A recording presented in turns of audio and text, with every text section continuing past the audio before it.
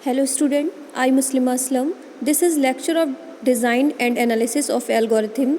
Today we will be study about uniting two binomial heap with example. Previous lecture में आपने क्या देखा था? प्रीवियस लेक्चर में आपने देखा था इसके केसेस देखे थे बाइनोमियल हीप के, वो केसेस आपको क्लियर हो गए होंगे। ठीक है, तो आज हम देख लेते हैं इसका एग्जाम्पल। तो देखिए यूनाइटिंग मतलब दो हीप दे रखे होते हैं, आपको दो ट्री दे रखी होती है, उन दो ट्री को कंबाइन करना होता है।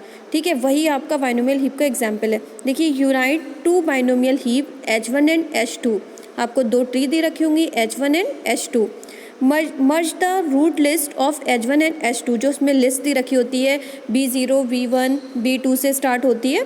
ठीक है, वो लिस्ट होगी H1 and H2 into a single link list H। हमें सिंगल लिंक लिस्ट में बनाना है, मतलब कि ऐसे, ये मैंने जो केस बताया था कल आपको, प्रीवियस x बचे और नेक्स्ट x बचे और सिबलिंग हट जाए आपका।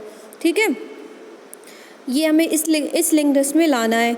दूसरा देखिए इसका point, roots of binomial tree in H must be in order of increasing degree. ठीक है, हमें जो रूट्स है बाइनोमियल ट्री की, उसको हमें ऑर्डर बाई इंक्रीजिंग ऑर्डर में ही लिखना है। ठीक है, मतलब आपका बढ़ते हुए क्रम में लिखना है, तो छोटे से बड़ी वैल्यू की तरफ जाना है। तो वो आपका क्या कहलाता है? Uniting two binomial heap. दो ट्री को कैसे मर्ज करते हैं, यही आपका एग्जाम्पल है बाइनोमियल हीप का। तो देख लीजिए बाइनोमियल हीप का एग्जाम्पल। आप हेड आपको दे रखी है, इसकी जो हेड 1 H1 और हेड आपको दे रखी है, ये है आपकी सबसे पहले दो ट्री दे रखा है आपको बाइनोमियल हीप का। देखिए एक ट्री आपका हेड H1 है और एक ट्री है H2। मैंने ऊपर लिखा है binomial heap with example, union लिखा है यूनाइटिंग, यूनियन H कर ले सकते हो या H डैश ले सकते हो, और मैंने ले रखा है H1 एंड H2। ठीक है, तो उससे पहले आप देखो मैंने दो ट्री ले रखी हैं, एक H1 की ले रखी है, एक H2 की ले रखी है। आपको दो ट्री दिख रही हैं, मैं एक ट्री को आपको दिखा देती हूँ जूम करके। देखिए ये जो आपका 12 है वो B0 क्योंकि सिंगल नोड है। दूसरा आपका B1 जो है वो आपका क्या है? B1 नोड है, यानी कि B0 मिलके आपकी एक नोड बनी है, वो है क्या? B1। एक आपकी B2 नोड है। तीन नोड हैं, तो पहली नोड को हमारा नाम है X, दूसरी का नेक्स्ट X और तीसरी आपकी सिबलिंग ऑफ नेक्स्ट X। तो इसके बाद आप ये है आपका हेड H1। दूसरी ट्री है आपके पास H2 ट्री है, उसमें आपको दे रखे हैं, एक दे रखा है X की वैल्यू, वो B0 18 दे रखा है, B1 आपको दे रखा है नेक्स्ट X 3 और 3 वैल्यू दे, मतलब B1 दे रखा है। ट्री फिर आपको दे रखी है ये B5 की, क्योंकि B5 आपने कैसे पहचाना, इसके जो हैं 4 नोड हैं, एक नोड है 8 29 10 44, मतलब B4 मिलके आपकी B5 बनी है, तो यानी कि ये B4 का है। ठीक है, तो ये B4 का आपका ट्री है, B5 का ट्री है। तो एक हो गया आपका 18X और 3 वाली जो ट्री है वो होगी नेक्स्ट X B1 वाली, B5 होगी आपकी सिबलिंग ऑफ नेक्स्ट X। इसके बाद दो ट्री दे रखी है, इनको मर्ज कैसे करेंगे? अब मर्ज करने के लिए मैंने लिखा है मर्ज इंक्रीजिंग ऑर्डर, आपको इंक्रीजिंग ऑर्डर में मर्ज करना है। तो देखिए ये आपका एरो स्टार्ट हो रहा है हेड से स्टार्ट हो रहा है। X जो है आपका B0, ये आपका X है, वो B0 है। B0 दूसरा क्योंकि अभी आप सिंगल नोट लाओगे ना पास में, तो सिंगल नोट पास में लाए, वो क्या हुआ, पहले H1 में सिंगल नोट 12 थी, H2 में सिंगल नोट 18 थी, तो 12 आपने लिखी और सिंगल नोट 18 लिख ली। ठीक है, वो आपकी होगी नेक्स्ट X, वो X होगी, ये नेक्स्ट X हो गई। अब आपने जो H1 था उसमें आपकी जो B1 नोट थी वो थी 7 वाली, वो आपने ले ली, और B2 वाली नोट जो B1 था वो H2 में क्या था, 3 वाली नोट थी B1, वो आपने ले ली। ठीक है, उसके बाद आपने क्या लिया, एक ही ट्री में बनाना है। फिर आपका ये 15 है, 15 आपका क्या था, B2 वाला लिया। B2 H2 में था नहीं, B2 वाली ट्री H2 में थी नहीं, तो इसलिए ये हमने एक ही सिंगल हो गई आपके पास B2। और B5 भी आपके पास सिंगल थी, वो सिर्फ H2 में थी, तो B5 आ गई। तो देखिए ये दोनों मर्ज हो गई, एक ही ट्री में आ गई। पहले सिंगल नोड, फिर आपकी डबल नोट यानी कि B1 B0 आए पहले, फिर B1 आए, फिर B2, फिर B5। ठीक है, इंक्रीजिंग ऑर्डर में आपके आ गए। उसके बाद आप क्या चेक करोगे, केसेस के हिसाब से चेक करोगे। अब आपका 12 है X और 18 है आपका नेक्स्ट X। मैंने क्या कहा था कि आपको एक केस बताया था कि अगर आपका X जो है वो है छोटा, मतलब की ऑफ X अगर आपका छोटा है नेक्स्ट X से, तो आप क्या करते हो कि जो आपका नेक्स्ट X है वो नीचे आ जाता है अगर जब वैल्यू छोटी होती है। देखिए मैंने याद दिलाती हूँ आपको, मैंने केसेस दिखाए थे।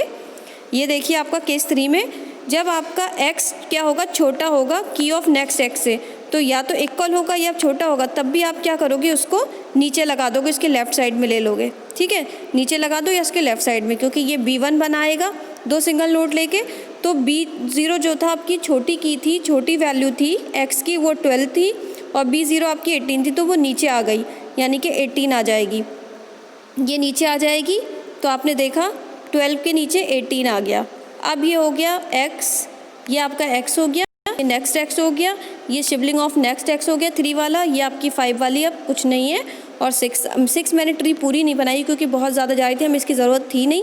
आप चाहो तो घर पे बैठ के पूरी ट्री बना सकते हो। ठीक है, उसके बाद अब आपका क्या होगा, अब जब ये बड़ी ट्री बढ़ गई, आगे बढ़ गई, हेड बन गया, तो अब 12 वाला तो हमने देख लिया, अब ये प्रीवियस x हो गया, अब हमारा x 7 वाली ट्री हो गई, 7 हमारा x हो गया, 3 आपका नेक्स्ट x हो गया, और जो 15 था वो सिबलिंग ऑफ नेक्स्ट x हो गया।